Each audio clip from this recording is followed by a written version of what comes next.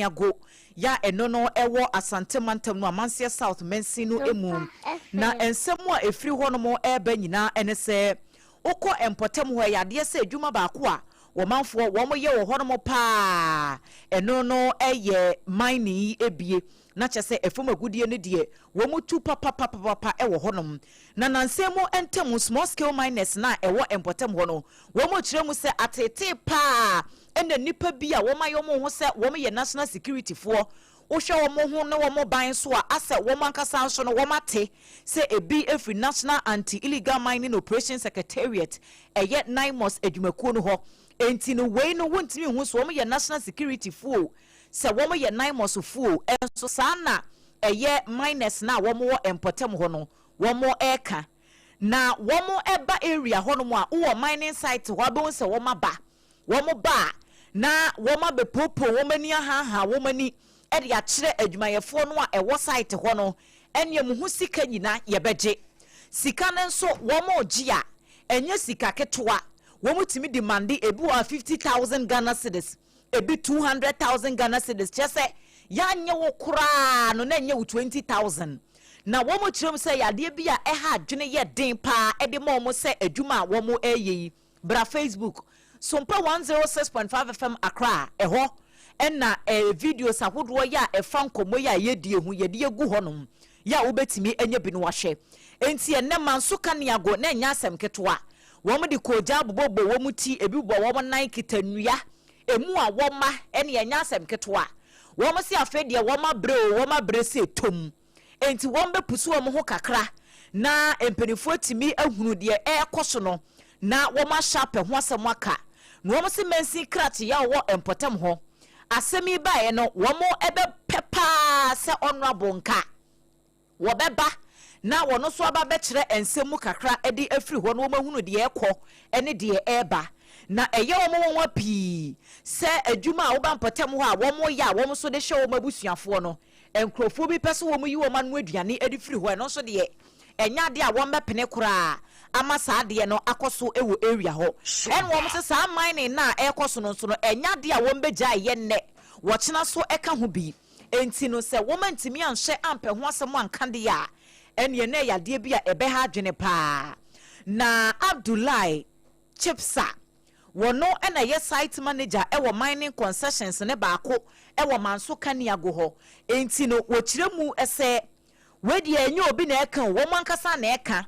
na enkrofo no kura wo se ne etwato a wo hunu bi ewo honom eye last week na wotwe etwa mu yi wo honom ana enkrofo bi ba mining site ho wo ba home prenu 2 times ewo na wotwe ba kumu wo ba ye nyina wo ba jiska wo jiska ni wie nso a emfidie na wo de eya mining no wo timi sese bi ko na eno nso aye eka ewo wo miners no wo so enti ye kwa ahoma no so na ye ne yama ne boni ba wa beidu akwa akodi nkomo wo no na adi asemi echi ewo asante mantam no emu ba wa otimenka memoadwo o nduzo ma me adwa yo ye da simoni adwuma nso na ensemu a manso kaneago small scale miners yi ekan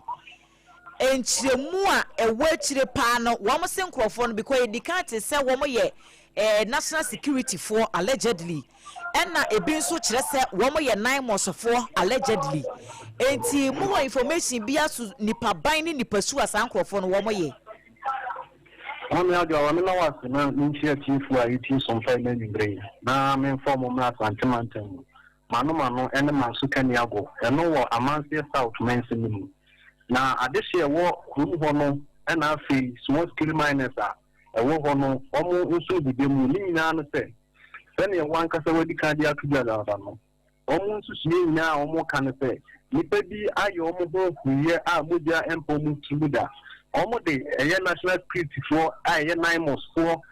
assensu bi dia duru omo ho se omo fita aso ye na omo ba kuru mu bia no anese omo ba de kichi omo fa ho bi so omo ba anya hwe kra sikabotro no ma ba bege ada omo ma sikabotro so de mu mfidi a omo de ye omo djuma no nya ne omo tutu na kwa ni bi baabi na de se omo de ko eno na aka hu bi ma ade se wo kaneago na afei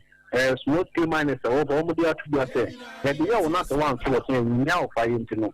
afidi omo Sibia catching penny. So no na Nobu ni Mlantia a woman Skeniago. Now is mostly minus a walk. This year it's Emma TV so Emma Facebook Mamma Mary, Oma Buku, Giant, Ukla woman, near Mount woman so much as woman Yabrita. Any brea bring an effect. A brass of a within penny for SHB catcher, Omanam Quaboneso, and a num, a fight a whole educated free, a small T minus for home. Now this year, almost into the moment of the and Comodia no more. Then Kayali got mine to Anyanka, on the casting, who put the end and come with almost coming. Now, so one of the any small T minus, and Yadia almost things you almost says as you are. Phobia, almost a ground, normal back at oh, if you name never, Moncata, we did know him. This over police before no more women. It's a less a democracy carrier. Now, almost women, actually, man, Yago, I walk a month south to make a hawk, let us say, almost women, actually, almost banana, when yet come on, and no more to do to the woman. If you deal with your man's when you to tour, no one and your water tour. What ask the woman to be a diano, was always my way and they show we don't know, man. And like you say, police is one of the it's a less than 9 months for you might come who are doing on so my baby, Omonia Manati, so my baby disca, and on that can be a maximum 4 nothing, small minus a working yago, and come with no. A brass is a working penny for every Musa. You won't pay for a sentiment. A central minister, almost the other say, actually, say, brass say, what's on, or didn't I be from none near my first one, or when a man am gallant fighter, when you say almost 1 9 months, also almost 9 months, almost 1 national speech for, almost 1 police for, oh, no, my back. Now, I hear about one, before now, and put to protesters, no more kind of thing. So almost one so almost back, I'm not so long. Almost the end is quite to Yaba and the power, Yaba and the power. Almost our finals, and also about the house. What kind of power into yet? Edmana, yes, I say, man. What the wild buying on the other 3 and near Guana, and no Nakahoodi, and Yabro, no Brunia break, nothing smooth command as well. I'm Yamaka, so many bring now, yes, I know it's Indiano. A person has initiated in someone. Almost behind only real talent and we down also. It's yet them almost all kind. My boy, no matter first car, one by one, but this is our conduit. The rebel will be up as what you say. They are buying part. It's more money as man as well. One now, tell you the best come out of the small scale man and one and December 2 more they are. And the business here, and to Mamma, I'm a food in Valladolid. I see you know, bad brother. I'm about to know the clock. I do a tell you, I'm about to know the clock. Yeah, I got you. I'm going to say, we are small and small. I don't know about first number. And then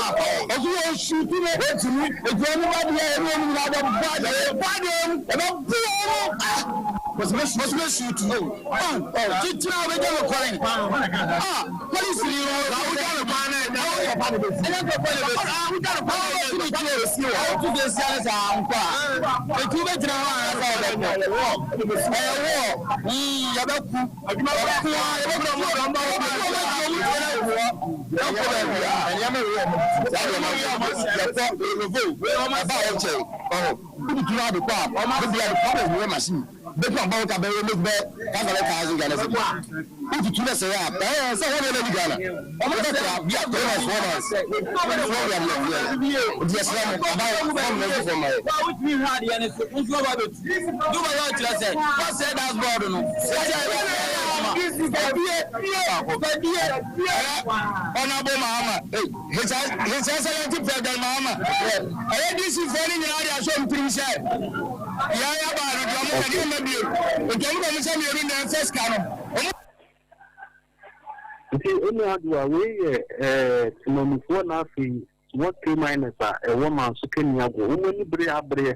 Why would you Mukasa know to meet a Libra Abba Papa? It's not that they are. No, nothing, and be any more, and I'm so Nadia say, woman again. Now, and what she in a delight, one of a site manager, ewo manso kani ago na ono so ede na kofem tu ye nim kire se so hwemu pa dia omo de nyawo ma giro mo ho a omo na mo keka so mu free 9 months ebi nso so mu free national security no wo ba na wotwe omu tu ba ho be se including Ukrainians no omo be dia so a enye se dia omo ba no mu wa be din komo omo ba no ma ba de special class se adwuma no a wo ye no enamra pan so na enamra pan so eno anu so omo ba ye diska sika genwa na wo mutu ndem omo ne bungura ho dia kan dia so omo be diska adwuma no omo ye no omo ma no omo ma da so omo te dia adwuma ye na ma pan so na enamra pan so ya black system so everything ni se black system wo se kan so every omo na system especially 9 months no nkofu bi over omo ni ka omo so omo di da omo giro omo ho a omo nam site ahodo a omo di small scale miners from home you be like kan ye kwa ye small scale miners from no omo di ni omo di ni din say edinu amo ye no na ni omo ye da mpe di na omo twa nyema fo ti papa nti ya black system so ade eyawo me na kofem etu ye ni ye ba ti etie omo si ye ya na ya toa nkomo no eso last time be ana in DC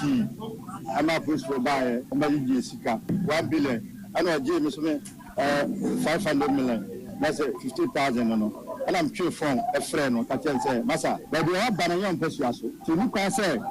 oba ho na be de obe push o ka tell me say abana 4 years mama e ko 24 years no we fish ya eno fana ho we wem sika wie wan fo bia ho ultimately we listen to the make us say one want to go report no obi na suman man bai ayo me am papa John mama na suman man bai we suman man bai ya the make out tell me papa John the man mama say one friend you know who DC one man ya we han so akonya kosu wasamba bi mu dia ana de besi dia eno mu na ewura mu de besi nti eno adiwa senior wote Abdullahi Subsano na yen kape abani no afi na no kan de nyeta na tie bra so pe wote mpanifo tmase na hwehwi e fata no omo dubu fom na omo na machiri edede enye so scale minus sika ebuga site no mo du omo fidi afi so ade ba fom chepe etwo mu su kete mu ten adwuma ye fom a tinamfo na ya fom a eno mo ye adwuma no ori sponti tro ni be bi wona tani wo no eneska and one setting kola no mu ye adwuma no match wo mo no mo do mo ko na so wo ko tia ho ka wo be do wo no ansa no mama kola ni bi no eno so kwa enya dia eda fom na so ni na mu no ni se owu a watchre ono wo ye victim sa nkomo ya ye bi ebi ato no o fa kwa ye site manager ni se no ma e kra do na no so be tie na kosem a wo de pu ye mu a ma me adwa bawa owura o trade no de ma yen konkon so kakra because ye pese ye kokodi nkomo ewo wei na chi enti wo de wrap up wei no na ye ne national security coordinator Ashanti region ebedi nkomo na ye connect no na nchiremu foforo bi ye wo ho no so won fa nto so emayen okay ndi ade se wo man so kani abo omo hawo enu mu ku dan ni bibi a wo mu bi na no se nkofu bi e the national security na free 9 months for idi enam omo site afodo a omo didi diska afro mo ndi e bra so wo tempanyifo e do mo na sifom na omo tu ho anamo ade mo anya saade a kuru yi do ko yi ewu ndache bawa ma yenna wase ye pa se enwumre watumi ede amaneboyi aba kosoafo wani edi akire na afedie wo ho bia nso no yemfa entoaso ematiefo abusuafo yamaneboni bawa beidu ena wote se wode amaneboyi efree manso kaniago ebaaye ya yene no edi enkomo no nti na chese wotie se de enkomo no esifa ekono a minus ne de wo mo chese adwuma no enya de a wo mbetimi agya ye kora because eno an wo mdididi ewo area ho enti se wo beba mining site ho na ene wo mo agiwe efri wo mo ho ekira no wo mo agizika no so wo mo ogi enye nkuma mu atere pa en wo mo gifri wo mo ho de a ene enya de a wo mo ebepene kora ema bibi etisa akoso na sompaka se de se onim se ye twa ha ye bon homa mu senk ye ne DC ya wo empotem ho ebedi nkomo nemom no ono abo kire se watie ni na echi kakra woni manso sesia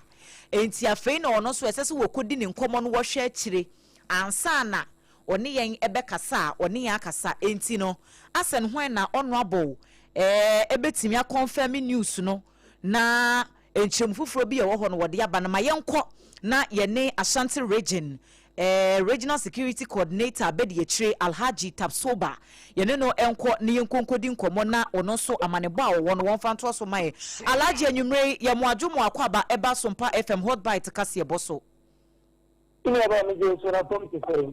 Erade adom ye gidi se won so ho ye pa ye da sipi se ye bo wo punu mu no wa bie yen ye da se na yen hye enkomo ya efree man so Keniago. I hope say I've gotten the name right. Ebei eno no. Enkrofo ya yese wo mo ye national security for. Ebi nso kire se wo mo eye anti-illegal mining operation secretariat for 9 months for but wo hwe wo mo dressing na wo mo ye bambofo. Ena wo mo eco mining site ahodo wo ho no na wo mo harase eye miners no enema bi a etise no. Alaji wada wo meba manimu a sen ena yebesha aka no yo mi oba da sin kama ko na I want to say the national security coordinator Accra and the national operating officer and the federal Kui the correction be over Accra about 2 weeks ago all the things that were there I want to say one national security, they need prescribed uniform. Okay. A police force a uniform, as well as for cost of immigration. This is national security, signal bureau, and a BNI. They need a guardian. Now, about the issue here, okay. Not your office, I think on Tuesday. And I'm going to be there to share. Don't press it to the quarter there. All of the crime. And the Jew was got 80 50. And the mom said, 50,000, 100,000. Immediately, I called the DLA of the crime. That is the national security of the crime. I can say, to go and contact the police to arrest them. Because one, okay, you know, he could say, I'm going to raising air, no more for. No more for that. I'm about to that.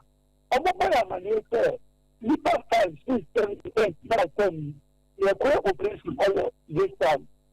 Now, I'm not trying to be aware of more. It's almost so I called the operation boss of Accra. Every time, almost a new from Accra. I don't see that. You also told me that they know my own problem. What some people do is that I'm going to pass the no matter the no matter Motorola, no matter the two move, no one from the same in the name of national security. So, okay, I'm working off. Yeah. And other guys. I'm working off. I think national security cooperation. They are even normal. You see, almost of course. You can want to do a ban. Yes, they are incorrect. They don't get a big person for call. But I don't push one call over your but there are some people who identify a demo. They always say military and then national security operating. Notwithstanding, they came with vehicle. Some of the military men come. Yeah, the military say that yes, only say that for correct. You have to come by name card to almost operating. You know the true. They are not supposed to do that. They are not supposed to do that. When the soldiers make their own kind of war, and after 8 years, the national security coordinator and not operating commander and after 8 years, they go to FM. I'm going to guarantee when I'm going to 2 or more. Not the end of the you can begin to go a few things that are until the matter is for. Now, when you form national security, the coordinator is not happy about that. Alaji Yansha dear, se nanse mu madwuma yefue eye national security adwuma no dimboni kakra bi ya ba ho sesesi a wo mu ni prescribed uniform because wotie wo ma ye ne omo kasa ye eye protesters ne voices no ne leader na oda wo ma no na oso omo ba mining site ho ade omo kan say ya ban na aba ya ban na aba nti de ye pen ye na ekwan ben ye befa so a at least se obi ekọ harasi obi sa ye behunu se sankrofo edie wo mu firi ha munjindi se ye pay prescribed uniform bi ema national security for anke betimi aboa mini aba emwa because AGYA na edahobada the national security ye the core operation your special jacket here yes but you need to prescribe APPIAH yes. What can say about yeah, it is true. And yet, a demo, and a man with a thing, okay, and the party about when the pen of mayor, and the woman that will get playing.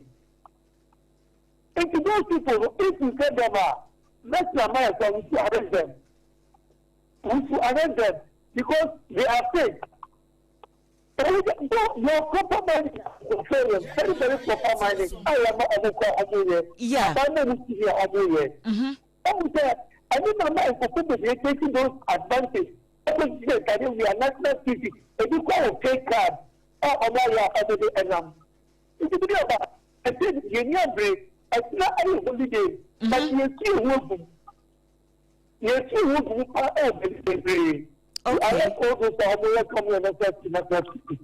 Okay. Right. Alaji ye jawa mwakono this particular issue said you also more timu hu egumuno more kwa mining areas se hono mo akobo ban ana sign na dwumadie no etie international security your strategy be okay you know yes problem ye can say ọmọ mu yẹ dọsọ ọmọ sẹńtà pẹpẹ mi lè sọjà fún ọmọ yẹ sọ ọmọ yẹ sọ ẹnu kọyẹ atẹnu wo a wọnyẹ ní amọsà àdìsẹfì ẹnna ọmọ mu yẹ ní sọ ọmọ ìjà yìí national security ní bí ọmọ contact akọkàtì àmẹ́rẹ̀ tí sẹ ẹ̀yẹ mẹ́gà na sẹńtà ẹ̀mẹ́sẹ̀ rẹ̀ tí ti máa mú ta ní ọmọ sẹta ọ̀gbọ̀tọ̀ bọ̀ ọmọ yẹn ta ẹgbẹ́ mi yẹ kó dẹ̀ máa mú report them to the police we report them to the police and we know how to get them. Okay. You also expect to make us a record. You see, the original minister, I said to this one minister, you know that he's one of the best ministers. He doesn't correlate also of my language. Okay. The year of the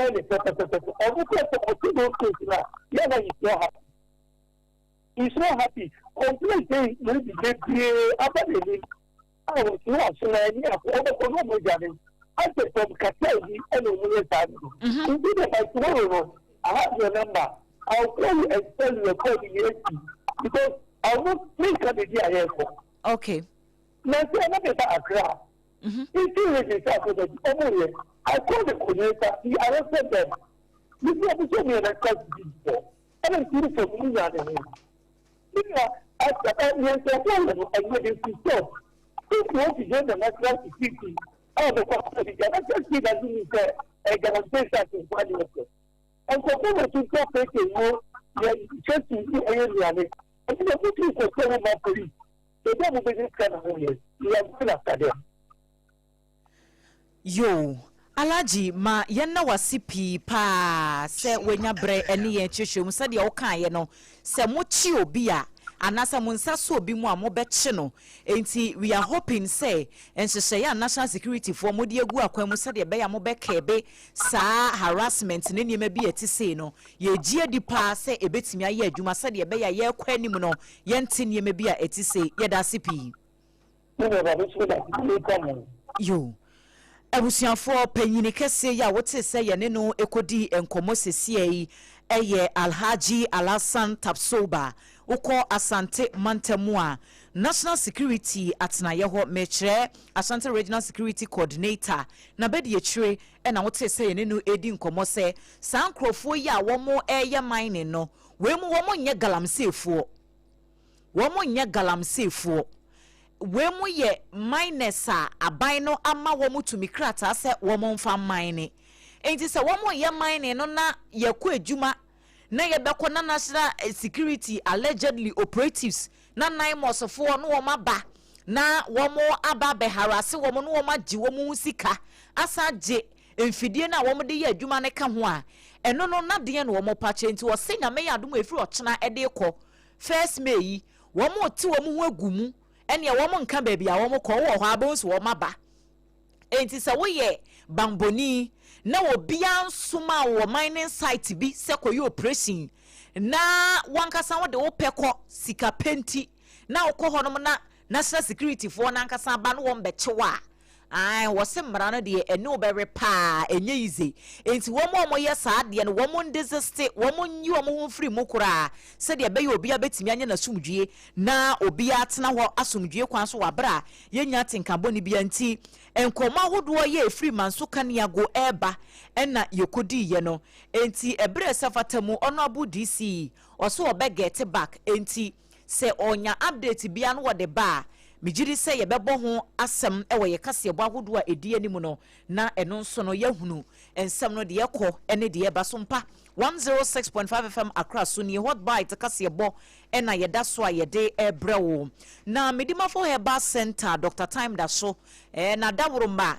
ene yeti baabie wasi stroke yade se yesisi yade obu ho no ma ne kotodwe diabetes hypertension ne ho nkro ne bade me pa cho fako piemu ewo medimafo heba center na wanye hu adwuma emfama enkran waba bebie branch ne baako ewo poku ase mayira ena kumase so abuakwa agogo baako wo ho wo ne aban school no ene die nimhwe ko honom na yade na atena wo so ache no doctor entu ase emfama wo friend was 0244 774282 0244 774282 ana 0500 727215 time heba mesha eye 3D aduro tatashe se malaria na etete wo se wanum ato a wuntimi ne di se wo honam na ye wo ye da bia complain wo de da bia wo kon ena wuti ena wonsa ne nyina no eye body pains unya time heba mesha ne bi na wo no mo a eye ade se beboa pa ba bia tuntu onuro bia pharmacies herbal centers ho nyina wo kwa ubetimi enya bi number wo be friend wo to bi eye 0244 417 669 0244 417-669 Pepsodent Cavity Fighter toothpaste no ene ye kanfo ede ama ene anwumre se wanumu ebetia da honom na bibia timi akonkan dia me patro age se we use Pepsodent 25 years ni akire nie ya wo mo ebeye adwuma obi anya wo mo ho asembone nka da Pepsodent so de anya afa kura ne eba bedi ho adanse wo bia enim bebia tonton sa niema we nyina ukwa ubenya bi atona wo mama free dentist so wo problem bi wo sene ho ana se bibi efa dentition ho a me pacho betimi afre number wa bra ye nte credit bia 0800 161 000 0800 161 000 nemom se wo pe Pepsodent ni bi o shop no watu akogum na waton a eno number wo be frɛ no 0800 2030 0800 2030 Pepsodent or say every smile matters one more adaworoma sabre die hot bites and to aso no ena yede esomo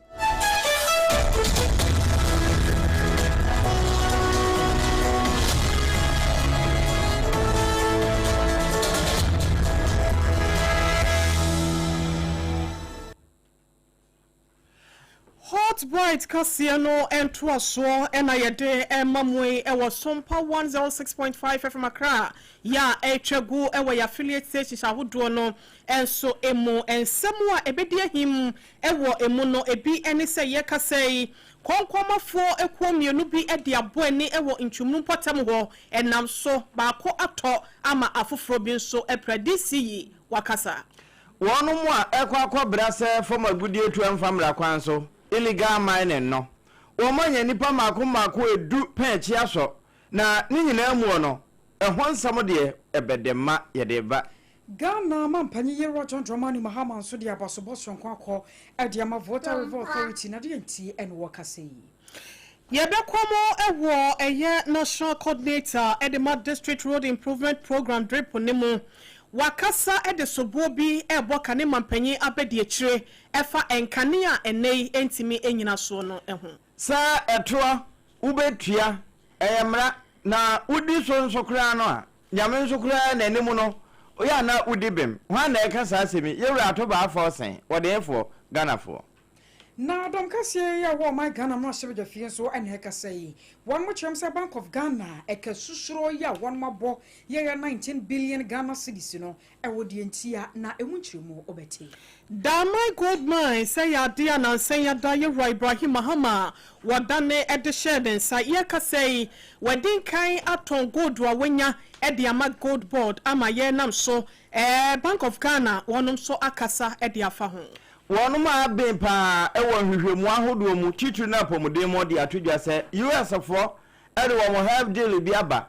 yewura menta aka no ne apomode hwehwemu fo mamu nsano muntwem esanse nyade a ebeboa ye da achi wa pomode mo akra tabi fi kolebu adokotafo one mo hankabo muko apiedwa se nyame ya domo abosome fofo ya eba besimu no nde to somienu one mo tie tua e wa ban so edi entia sebe ya woni die hu sembe fa ne tampa efra e wo mantam ye monte no Accra Metropolitan Assembly wonom etua na mo bianwumrei emu ensem ni nyina da ya de ba beto anim afi abusha wia Ghana for no donkuma womra se bedwa fie se die esie ewo South Africa mamu asembenimfo ye hu die dodo enti wonma ye hunu de ekoso na ye de wa Madagascar mamu ehon so de sesei France mpenimfo no bi achi wo mo ade se wo mo ka ho bi na menteme ho ase ekoso ewo manum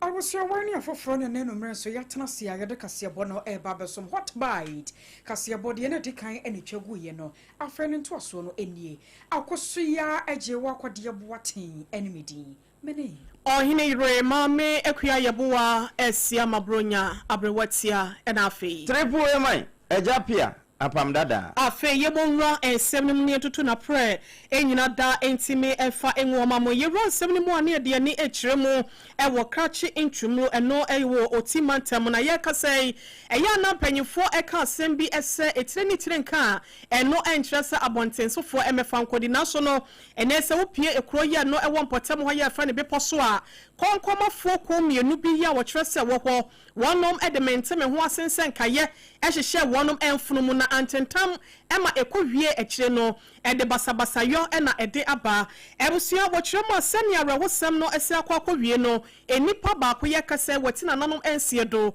ama afoforo ensia na wonom so prepare mu oden ya enam so ntino aban kraje panyin ya wono ewo empotem wo yewura yi ede atodwa etrese wo hwe policefo anim se animu ya no edi bia bedi wonom ensem wo behwe no watimi atu ho anamo na enipa bonfo ye nam wonsa so sa atoyo nchem wese etimi ato adehye ye wo no wonom etimi apa wonom ho entoma na yewura Martin anato ya wono ena ekrache ntwom DC no ne kasem no wo kire se nye nipa na wonom prepraye ene wo foforo ba ko ya wo ya no nkoada ena kyese no esi wo ho wo kire se wo hwe bayre ahodo ya amanfo aduadua ana se de wo motutu ede ahye apaso a ya amanfo bi atwetwa gya tomu enkofo fie ya hyehye no motorbikes ahodo ene ajapade mpempem ena ye kase no asai ewo empotem wontina desre enyina ne se yewura IGP wo mo ne mrantia no so na wona wo empotem ho no wontimi entua na monem na de se na efata no obi eni ho awoso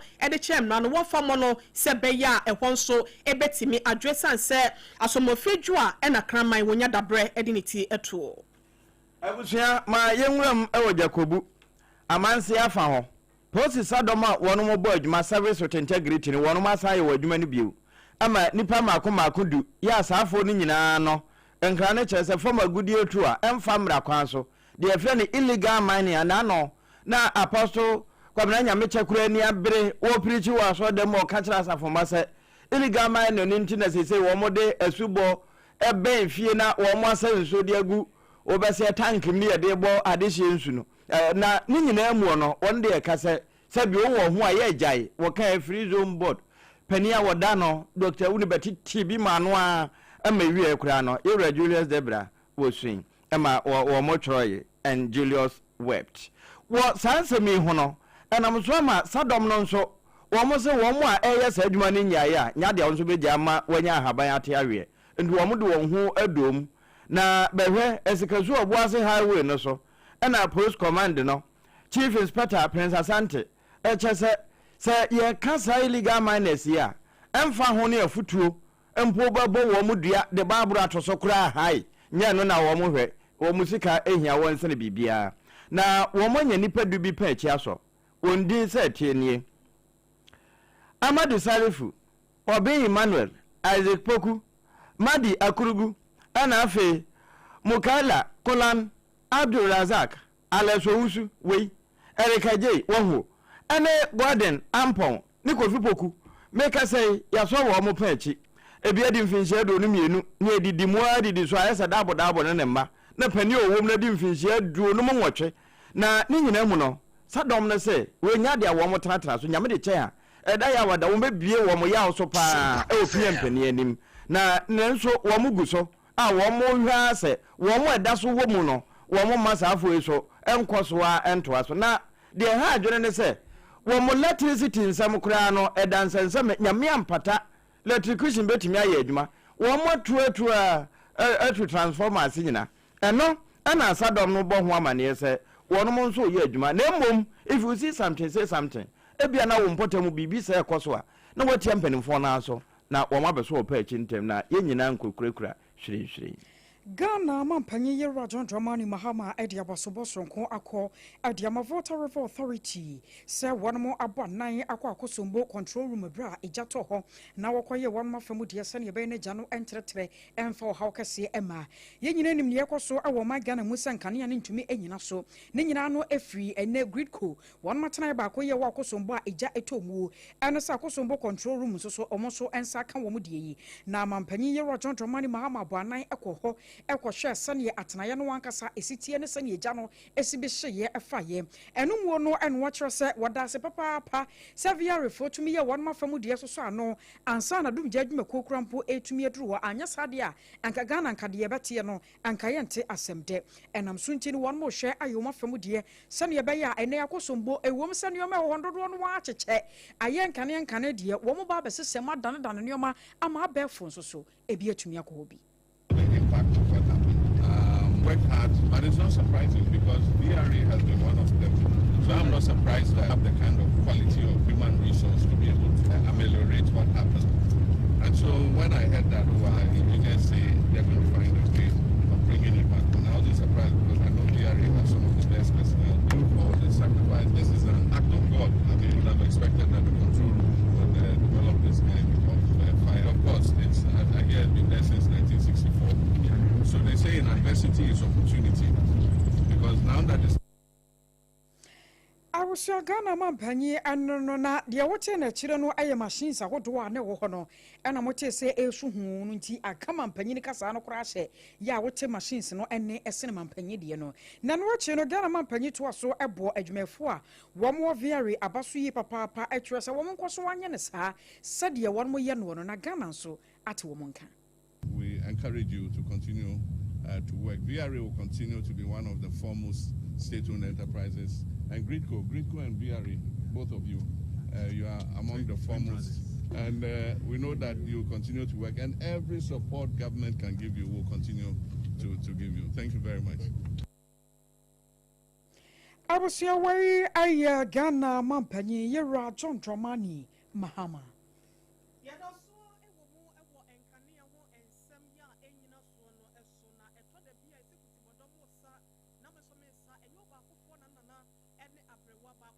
SOMPA FM.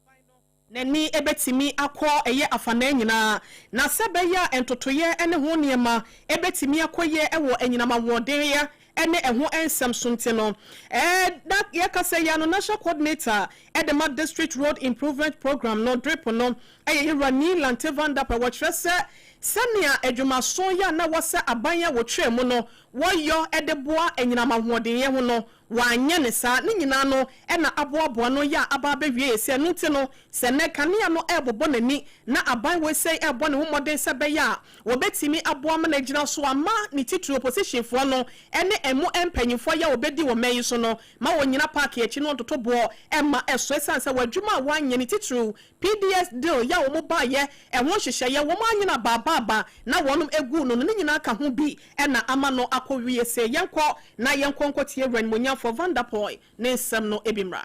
We've accepted the governance structure which is based upon requirement for transparency and accountability. So on a normal situation, I wouldn't have any problem with any sector of our society, any stakeholder in the development of this country demanding accountability on issues. This government is so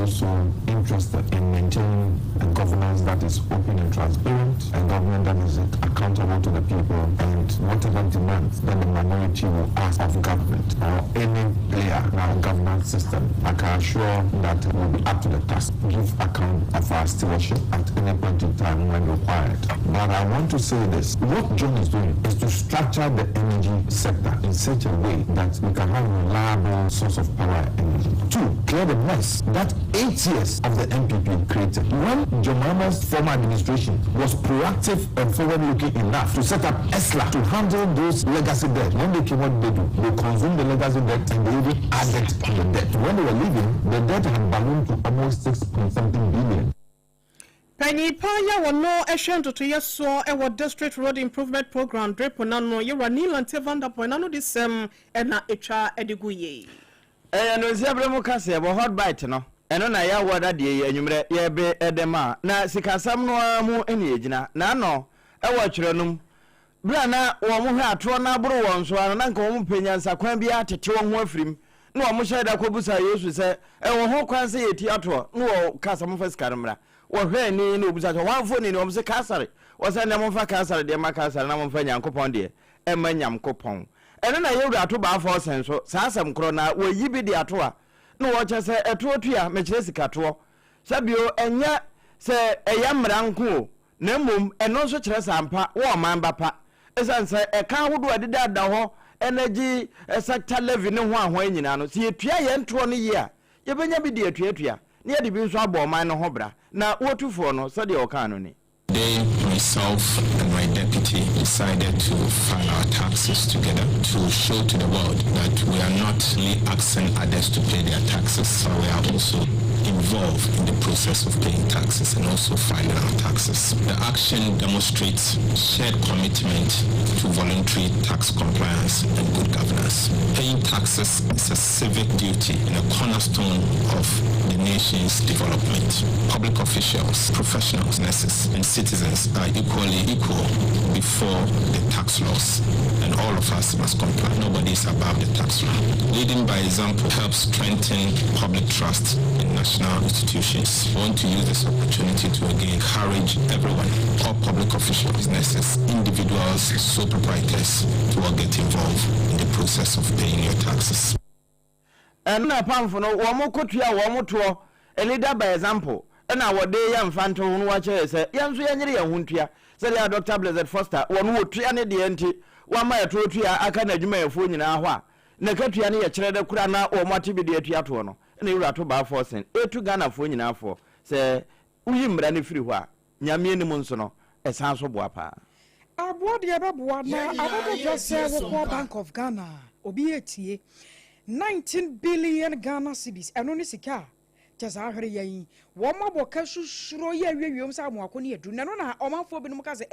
na obi aba beboka ma Bank of Ghana so bobidi a ene no oman no yanti ye kura aka wo bi amane dom ka se ye wo ma Ghana mra hye bedefie wo mo aba kasa ade afa wo trose ra na nkwansere wo sense awiemu a ni ti hwefo mu nyina no se bi onye de opɛ no no na mum hyebra na amana ba na sa ye wo bibi wo hono mu a ankwankɔ wie sa enya de Ghana yeyo ebetumi ayi ni tie na wo mo ka de a kyerɛ se wo man ni speculation no kwa fam no anam so ma ne Ghana fo ho to wo mo to ade a cheze okita 5 Ghana cedis kro etimi to nyoma bed ye ho no wo se ni nyina no agina aban ne hye ya wode gu akwan mu eno na aka bi ama ne Bank of Ghana won mabo kaniti kana won mabo no kra no e wo se Ghana ye bo won mabo so wo panyi pa ya wono ayemra sebedwani e wo sagnaregu abato mpezo aso owura ata isa wono anakasa sei. Secondly, the cost of building reserves through the gold purchase program. The accounting cost of the gold purchase program stood at 5.7 billion Ghana cedis in 2024 to 9 billion Ghana cedis in 2025. The program accumulated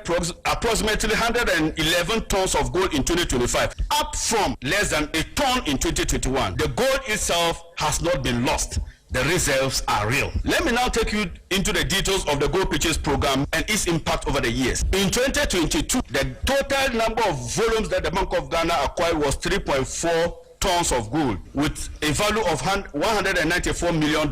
and the cost of achieving that was 74 million Ghana cedis. In 2023, we achieved 37.02 tons of gold at a cost of $1,554 million United States dollars, and we spent $1,372 million Ghana cedis. In 2024, we achieved I was your way sagnaregu mrashe bejani yewa ata isa and yetesa Bank of Ghana sika hwere wono wochechi mu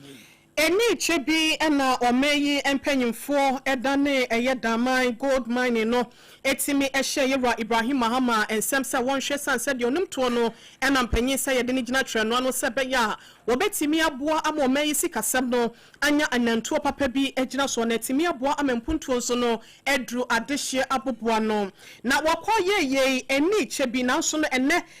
gold board mpanyimfo ya yewa lawyer Sami Jamfi na edi won manim no wo chese wote wonum laboratory ho e won krahase no no pe won ka bi hyemu one sha enipa besa de wo ho na wonum efri dama gold mine limited ho ya yewa Ibrahim Muhammad wo manim a wonum bei na mama ne sia na mo nante sia ne sia wasi bomida na ye be hye adwuma ya si enche ye na so no adwuma ya ye nyina godo ye funtum sase no yetimi anya wo mu no ye nti bi mfiri mu ye de nyina e ba gold board aso ye na mo ma to se be ya wo me ye forest reserve na se bia ye foreign reserve accumulation no eno so betimi agina ne na so ye Sami Jamfi ebo adwumako ya baso e ma wo kire se enwuma kese ya wo mutu ofuma gudie no e wo na kese m nanse wo mutu mu nase ase wo de bi e ma ne kwantente no de wo di kan no e ya na enchirifo no esua ne ntina na mo wa da my good my for etimi ada ne di no won hwe na won timi ensua ye Sami Jamfi anodisem ya eto dwane sei na na esitie. The large scale mining companies in the country only sold just about 10% of their output. Just about 10 tons of the almost 100 metric tons of gold they produce in 2025. If you add the physical gold stocks they sold to the country through the Bank of Ghana to the foreign exchange they repatriated back, you will not get more than 20%. So even though large-scale gold output for 2025 was almost $10 billion, in terms of real returns, FX repatriation, we got less than 20%. Why is that so? That is so because most of the large-scale mining companies we have are multinational, and the agreements they've signed with the Republic allows them to retain, in some cases, 100% of the proceeds of their gold sales outside Ghana. In some cases, 80% retention, 90% retention. So what comes back into the economy is very little. But today we are seeing a change, the beginning of the change of that narrative. Not too long ago, we had Ghanaians, our own Mr. Ibrahim Mahama and his engineers and planners company take over the Damai mine. Tibreke Sami Chief Executive Officer ya Ghana Gold Board no wotia ano yewa Sami Jamfi Esquire ena yeko ekotie na no disem no na nsem no echi no emranim ni edema Damai Gold Mines Limited yewa Bansen lawyer wono so eka kakra ede kire say. This, like you said, is a historic moment. We wished we had done this in 2024 when we first made the approach to acquire the mine. But we all know what happened. But it's never too late. This is the beginning of what we hope would be an example to other miners in this country. That this Ghana that we want to build, we can build it in our own small way by contributing to the stability of the economy, building our reserves. And we thank every person that has contributed to seeing this. We have shown that a Ghanaian can do it and do it better. and do it for the benefit of the Ghanaian economy. This gold was not taken to anybody's house. It's been handed over to Ghana government through the gold board, and the benefit will be for all Ghanaians to experience in the near future, not far from now. Thank you very much, and we can assure you of our continuous supply as long as the prices are competitive. The benefit of giving such large-scale mine to a capable Ghanaian will be for all of us to see and for generations to come. Abusia anodi semya etwagu ye eyemranimni Madam My Goldmines Limited lawyer Bansin na nyina mu no na opochecheku yenkratofo ewon krapomponi mantamase na daroma na oto ensemi emaya yensu yada na ekire de asomo. The Data Protection Commission wo my Ghana mu na wonim pania wotua no Dr. Arnold Kavapu na pani na kasa se die ntia sa $3,000 million ya rejati enye bibia o US for health deal num no se sabi eba ya pomuden ho nsam bia data no se wo mu hunu eno amunso na wo se DNA wo akoda na ya be ne ehune papa ansa na ya yiwa firi doctor num no ehu ade no na Dr. Arnold Kavapu se we ya kan no etisade sabio wo fa kaso majapadie ni sika okọ we na da council na momi wo fa si mi wu a wo na abedi ade ene de say be ya obewu na hia say tie bia anwa ade enchen ene nti sade na US for person ye oni enye e wa pomudin mu na wo mahu ye data no mpanimfo so wo monte ase no Ghana for mo na mo antene chi anke kansa jamaye de ye kra biri empa de pa de doctor kan yi ni. When you look at it, it might look like a noble idea, but you have to look at it from a broader scale. One of the first things that Africa had was, in terms of the natural resources of the continent, we had a lot of natural resources. And then the next big thing that we tend to have is in terms of the data. And when you look at the continent of Africa, Africa has a very youthful population. And so naturally, you are going to have a lot of these youth becoming the bulk of the population of the world. So that when we outsource that information into jurisdictions that we do not control, the risk is that the core DNA markers of our population will now be in the hands of foreigners. Data Protection Commission, Pania Wadano, say Executive Director, Dr. Arnold Kavapu, and dear Futui, MI. Kwalabo baya sabia dokota for ye ho no won mo kabo muku e de krata bi aba na won mo de baya won ma sem nyina yeti awasa kokko ko mo to hwe ewiase ma sem hi o ye kan twi ye mfa poto ka sa ba kokora mafrem san so kan twi no obi ate ase enti won mo ka sa so mpa yemfa ye fidi kase isu ne nka na wiase amansa nyina nte na Ghana mampanyi ye ro tonto mani mahama so nte se ba bia won mo te no ebi ti ye bi nti ye no mo de ne o mu nti ye kura enti nyame ye adoma wo kina ya fo fida mebo so me ne de dikan afimpim yenu ne aduonu nsia na de chia so pepepe no won mate atua ewo aban no so ne nyina no ayese wo mo kyerem se na wo kwalebu a yese ye pa obi ankwa si ye begi ni pa nkwa de yesi wo nanso so bia ye lab no ade hye no ma wo mo won mo be lab no de ama yese ye betwe odwonso ye betwe ntasuo se bio wagya nan ene de akaka ho no wo mu nya bi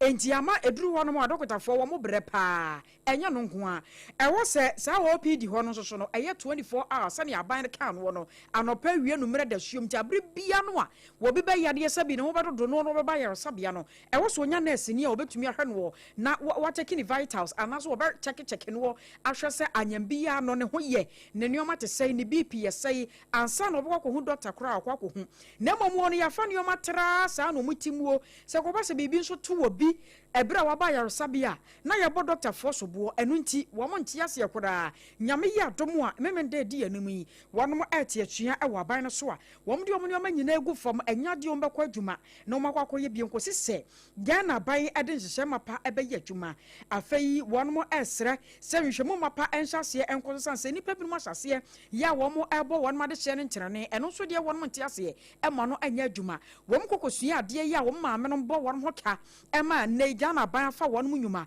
enti se obi ba bagya ya hwehwe ebe wie che ne de hye firi mu ana afa na ato ne nuaboro ene hye apotɔ de eno nso won mu ntia se kura e wo sa ban no tena se e ma na ne ku sa de no hwɛ se won hye mapa ebe ye adwuma na won ma doctor fo a won mu akolebu aban ya resabia won ma kom ho ntam se nipa nkwa de dan da nyina won bɛkɔ so ahwɛ se wo bagye idea se wo na so Afe yinrumu ewo enkrapompuni mantama senom eye bedwekuo ya wonom so ehwe eye mantama amekire Accra Metropolitan Assembly no wonom enso afemo na krata efri wonom so akachi aba ekire se ye kase ya nyankopon edom yen na sabrewa enyipoma ekwemu a eye edomemenda ya edi yanimia wo kirechi 2nd May no wonom ehwe sebeya ahonedie ho nsembetimi afo ne ntampefra ewo mantami mu enam sayo sonte no wo chese clean up exercise no ebi ebekoso na ekoso no eto da bia wo hwe enipa binum eboa ama aprapra ene gatamo yiye etimi ekoso no na ebi nso enemu eton niema na no ena wo chese anopa no nsia memenda no ekosi se adwuma ya esefata se wo yo ne nyina da ebetimi akwa wieye no wo bia ni wa wo ye dwedeni anase wo de dwuma ewo nkrampoponi mantama se no wo mantie so ene edwa hodo mu ewo ho kwan se wotimi eye adwuma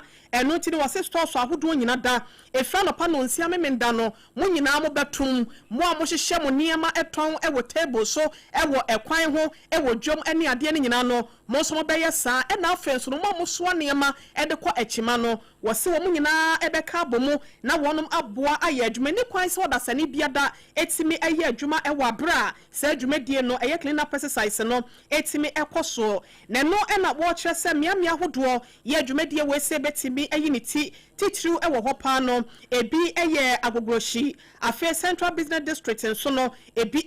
ebeko so ewo ho Gadgesburg Avenue Tuesday Market Choko Kanesh and afa Kwame Nkrumah interchange ho ene potamo ye atwa ho ahia no wo kyerɛ wonom ede clean up exercise ebetimi ahyehye so na no ena wo koto asre wo bia se wo nyame sompa efri wa ahonedie ena wo ho papa so pa wo maso no enye na no mu dentia ne yom ntia se beya efia hodo ya mpempi da no etwenyale wa hodo ede bre omanfo ema atama dodo na ehye konse do no wonom betimi abra anu ase esanse wo hwe nansan ya enso na yiniti wo mo beyi gatesinim ama enso yiri nso so no esoate na afenso no empotamo asede no wonom etimi apagem wei ene botayenti a Accra Metropolitan Assembly wonom na so abokyerese wode krate ba yenti no wo bia enya dom na wo moa no fa ne ho enjim na wade ayeye no na ye wada ena waye ene krata straight pa ena donkuma wo man mra se badwafie wonom nso atwero na saa krata we no yera Samuel Jinapo ya we da mango mra se badwani eba badwafie ho a rank member de ma foreign affairs committee no na wonom nsama wo mo kan se sabio se oyam ya oya no wa mfe wo se a yehu mobo de ndia wo mo kan we ni se nche bia na akọ South Africa mamu a ama na hwade se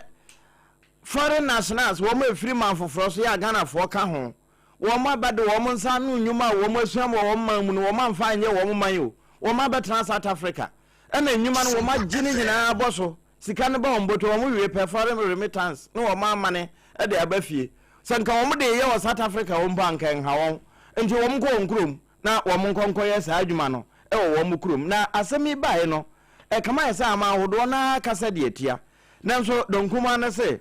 wotomfo da de babia bo so wahire no ho bo no na ho ne hia no eno nti na wo mo ka we de nti a wo ka ne se Ghana ade hye ene do so se ye pre a wo bia preniti na wo bi se Emmanuel Asamoah wonu se ye example evidence pa e dia dance se Ghana fo wo ho no nya hogono so ena wo mo de wo ho enti e wase we de UN fo nyina bam African Union kan bi san se ko asem kuntumi na wo ka sansemi ena wo che se wo bi hu gunso gunsa wo mo se donkuma no de wo hwe amana nsam so we kuja to abra kwa nya de wo be jamana fa no ho adi o esan se visa waiver na nsen wo mo de vibe South Africa de nka ya na afo ha ya wo mo nso kura nya wo mfa ho de ye ka ho bi ena ya no bini mu ma wo motumi enti sabi nka wanya bibia amwase a uwie san akọbọ no kro no enti mpanimfo nso de ntem ente saa sade ya wo hene yire beka no ata amehye ewo bi maso atama de won mo hye pa wo bi man so na oba Ghana memu so atama so hye e wo dumja adwumako no me yakasa yi Ghana National Fire Service dumja adwumako ye wo ma Ghana mu enso ade ato oban no anim se won mo koto asere no senka betumi ya won mo nko adwenkyere na so aban fa anka beboa pa se aban ema won mo tumi ya sobro so se koba se dumja adwumako no e kwa kodi wo mu dwuma se eja to baabi anankwanhia bi asie na won mo atwefo afre dumja adwumako se wo mra maye wo mafam de mfamwa wo mekwa kodu na dasani ebetene ne nsa ade abo wo mo no anka wo mo mfa mra ema wo mo sane ebe ya asafo no nyina no wo betumi ade wo magina mra no ama mra ene won modie wo mo kyerɛ se enya kunie ayeko ayeno ayesa kyase aburo sokora empre bebre nie yi adum jadwumako no won makobia ye tetete sa am ye sibam wo mo sibam torofo itimi kura hwebi masum ade ya ye se wache ye frɛ wo amantem e wo so ba bedum mija ade so gya yi a wo kan wo asem wo dwane ezo so obi medum no sa nneoma no nyina no na akwa ya ade a eha wo mo entia medum mra bi kura wo mo dwuma no wo mo wo pepa so mbeye na so so emu ahoɔden no aya na woyi na adum jadwumako no wapanyi pa ya wo no eye Greater Accra Regional Fire Officer Owura Rashid Kwame Nisawu wo no ana de nsami tu dwa dwumadie sonko na ekoso ewo enkramantamu na nsemu a okan ye binie.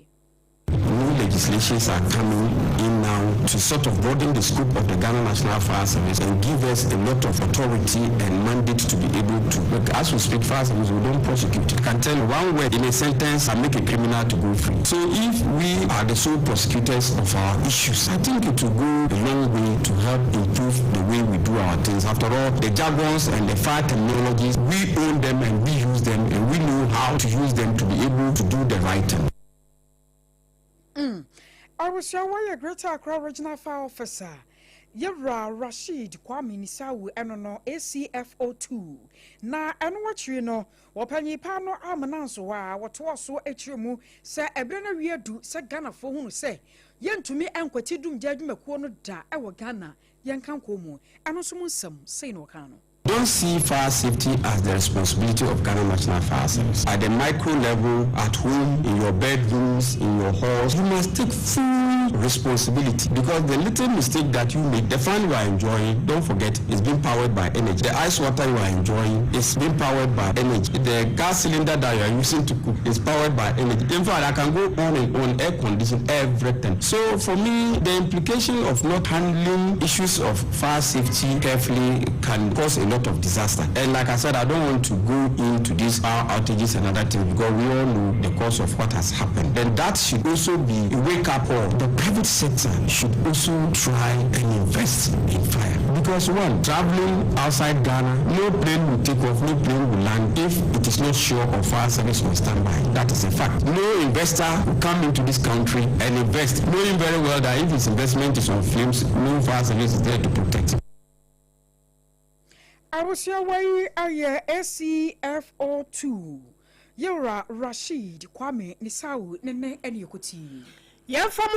enwumesuemu na enwumesia eye omabia echibremu na etwada bia obako le drum panyimfo se ya negu yentimi enane ne nyina da yesuku hu nsem no emfa ensoa aban no emetre so nte no etwada bia ya na ankrakra ene nsafonsafon kokwa hodo no etimi eboa etiti school ni bi sebeye nipadom ya wonom ebu afoso wo Ghana mu asenu no won kobo MP so ewo aban esua pon ni titiro no emu na Anglican University College of Technology eye school pon ba ko ye no Anglican Church no ena eti ye na wonom efa ba ko ye no ewo Nkranza South campus wonom etimi aye akwankwaja som ede ama wona obeje entity we ene de toso ensia sis graduation no ena etimi ekoso enam sayo so yese etoda bia eya na wonkwa wo niema no etoda bia na enso akwankronti no ye kase suapon no ede ne ho abokwa Nkrumah University of Science and Technology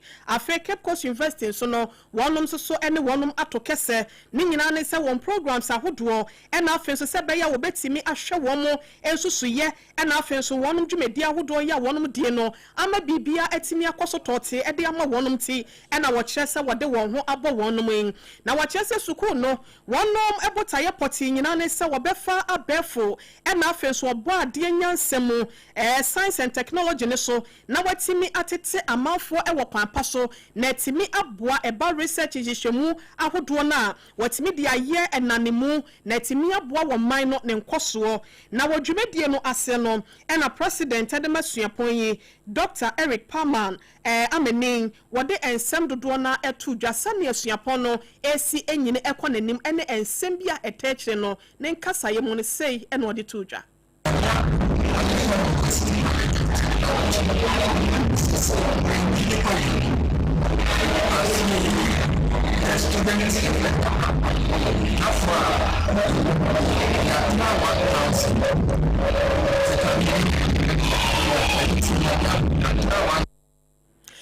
Yabasramu a de shimai mamufa enche yen kakrana de na waka nyina ne se efri braya wonum ebebo aze ni titru first campus here no ewo Nkranzabuno East mantamu wono ya de a wonum ehya ase no onyame aboa wonum ama abribia no womo ekomonim eba womasua a wona wo wieye egentete ewo wonsem no ebi abaye akuni ne ya wobo wo mayin puntuo ene ne nkankronte no wotonsa e de afre wona wo bepa so beba abegentete na wonum so abrabo na timi awie wonum ye na Dr. Palmer ne kasa no echie no ena wona wonum so onyankopon aboa wonum ama won teteye ene adesuade ya wokogye ewo suapon nim no wode ne nyina abawie ya na wo graduate no wonum so essensem kakra ene gisem ya aba e de ama wonum ewo school wie ne mu Yeah, God has been very grateful. I'm here to be brave. Oh, may I encourage you, if you want to come to Anglican University, it's a very nice institution. We've been here for 4 years, and the school has really impacted on our lives. Yeah, both physically, spiritually, socially, like all the lilies. It has really impacted us. Yeah, so I recommend Anglican University for everything. Like I said, graduation year 2025-2026, and last year, this year, I a lot of improvements. To me, like I said, this year, the best, and interesting to have an experience as compared to that happened last year. Congo Tech institution there, one over Hasea and share the environment. And on the day, we were the guys I did free Kumasi Bank and we were 6. Akujaye, Ekoi. Yeba has a first day, and I can get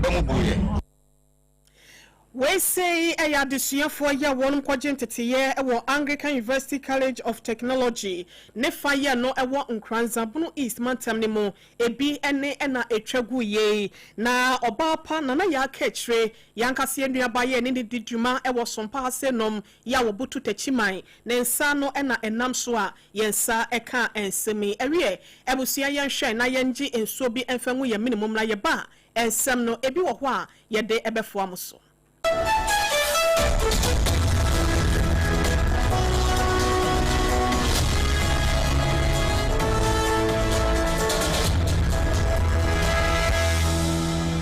Midimafo, Pokwase Maira Accra, Midimafo, Pokwase Maira Accra, Midimafo Eba Clinic Aba Accra. And you won't hear passengers a gumi kaimi, a Hana do one aircraw. Hey, and this Accra and put them at the mo. And yet the Muampa, the Sadia, a Duchem Atlantic International University, America Memo, about Dr. Dujan Abasu, honorary degree as a professor in biology in herbal medicine. It is said here, I am Saro, I am more. Oh, Mr. Minim wife, your copa war, 1 year, 1 city, need send the 2 months and 8 years canon. Miss Mukones and said, Uncle ye, na Esakakra, to say what Pajam Mama, what you have them. Cones in the way about the crow.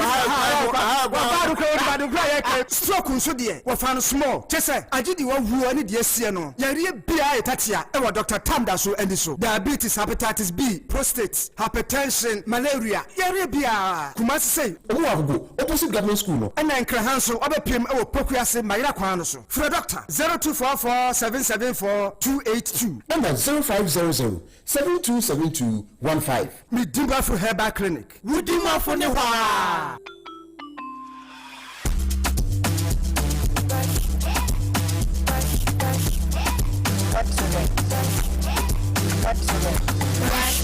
Brush your teeth every day and night. Up and down and all around. Brush your teeth and bright. Brush your teeth and brush with mom and dad. Underneath and in between. Brush the germs away. So Pepsodent, cavity protection. This advert is FDA approved. In the stillness of the morning, before the noise of the day begins, there is a sound rising, a sound of prayer, a sound of power, and a sound of victory. Yamawakwaba was SOMPA First Service. I was SOMPA TV, SOMPA Radio. Your early morning altar of encounter. Join Bishop Abesaki Kwampo. Onyakupondi for Wastrano Ewiye Brim, and I'm Nensaso Ama Onyakupo Riahun Wadepi. Through this prophetic platform, destinies are aligned, burdens are lifted, and lives are transformed. We need to take it to our SOMPA First Service. Our home a new TV program keke. A bra or so near Sasisia. A bro Nankupon Kasa Chenema. Set your alarm, tell a friend, gather your family, and let the Spirit of God reposition your life. And SOMPA First in Travel Hoda. A Yadrada Kusi if Yadanopa, Anopano Nunkusi, Anopanusia. Foundana Sheradens, na Erade Bay.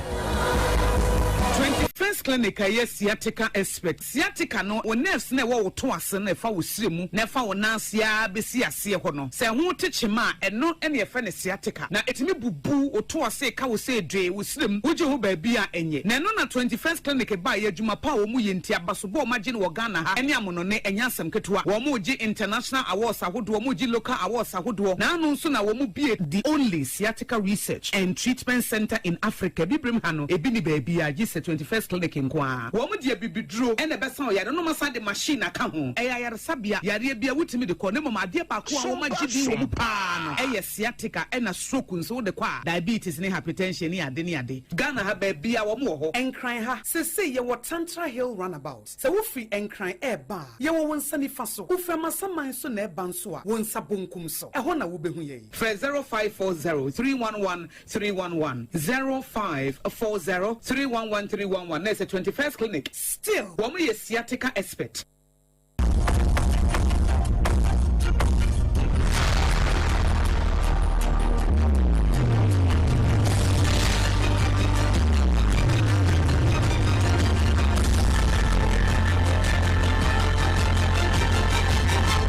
SOMPA TV, Emma Aketiapa. Enokre Emma Aketiapa pampa busua yenkwa wie kase no na yekọ Madagascar maimu. Eno na bra na yedo Africa map no yakan say African map without Madagascar. Niche say nye noa na Madagascar supo ye wo bibi mamu ha ya nsu atwa ho ahia. Na wonom nso na France fo ne di won so. Na Colonel Michael Radineria wobai no wodi tu ababe je akonwa no sabira mekase srafo na edi so. Na France fo mpanimfo no bia na nka wo mo man ma wo bo wo mo chika wonse wonko no ba kun bi ho wo ma chine sesi eda akwa akwahye kokum na ebuza se ne bone ne sei yese sade economy no entime stabilize no chese wo gina fa no wo chinchim no wo mo dan tu benkuma no no so adane de ato nifa ndi sabre wo ma chine de akwa akwahye kokum enam so ma France aban so ni abre pa ebokoko na eno na kwede boni ya wo no na obese wo bokọ adu a wo chese wo mo de kwa adu abone se wo ka ho bi na economy ne nkoyi no eye lamanto a mento a no millionaire wo no na ebokọ adu no e wo Madagascar mamu ya wo ka kire piempani a wote egwam se sa France ni we no wo no aseda de France fo adwene na wo pese wo de be ya se de be na wo mo esrafo na etie konwa so to economy no eniama besesa enti wo mo so ne page na bina da no wo mo bo bina papa nanso ne nyina mu no wo mo de na kwa akwahye kukumu a France fo nso bo amane ese wo mo mpe ne to ne no a wo mo nya wo mo de hye no ma na ho enwu nso nsa ama sesei emabunu kura aso de gina wo mo chante se yenya no na sade emu nsam te no ye bekoso ani ade akire na afi mehemanto a ramanto a wo no bokọ adu no sade yakọ adu no bokọ akosi bia no ye de asomo Abusia waso ne yegina yede nsam no nyina esi safe no wafedi no de ato ha nsam do de bra wo no de je makote no bi yesa Ghana mampanyi aboviare won mabaso se akosombo control room agya eto ho no wotumi esi anokwan ye de ani kyeremu ewo krache ntwumu biposo kroya chese no ewo ho no awawosemu a esi wo ho ema enam so japade mpempema hwere enipa ba akwato ama ensia so eprepra ni mo Chief Inspector Prince Asante ene process adom a womo enya binom panchi so illegal miners nipadu ewo Jakobu obo ase esikasu amanse kwa no so no eno ho nsem ensem epie wum na dom kase ye wo mayi ma sebedwafie so ebo amane bi womo akire mu se Bank of Ghana sika ya won mahwere no ni nyina no eye Ghana ye yontia ye de ani kire mu ewo national coordinator de Madrid eye adwuma no eye Ranila Ntevata Vanderpoy wɔkyerɛ sɛ ɛyɛ kanea preso no yɛwura ɛyɛ bawomia ne tiri so ɛna soboɔ no yɛnkyekyeре ne nyinaa ɛmfa nkɔbɔ yɛwura ato baafo senso de afutu ama Ghana adehye nyinaa sɛ sika to atua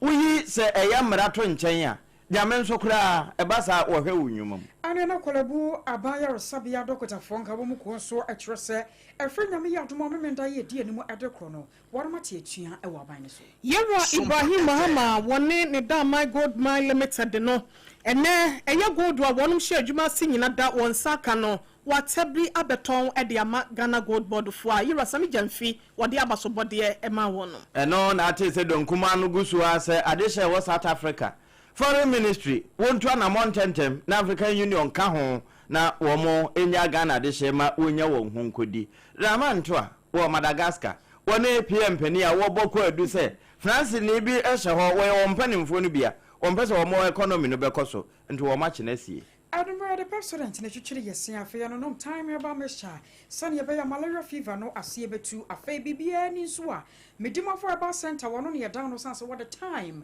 eto yade eso wei ane nyumaku ahodo a womodom so yesene no sia kase bo hot bite ya ahyase efri no no mpamu a edekro no yade eba beso ye ne yamote yenka ewo kase boy mu bra yera Prince Atabwaten wodom se abokroje edema ye no eyeme akosuya agyewa kwade boaten mene manoma Ohene mame ekua yeboa esia mabronya abrewatia enafi triple man APPIAH APAM DADAA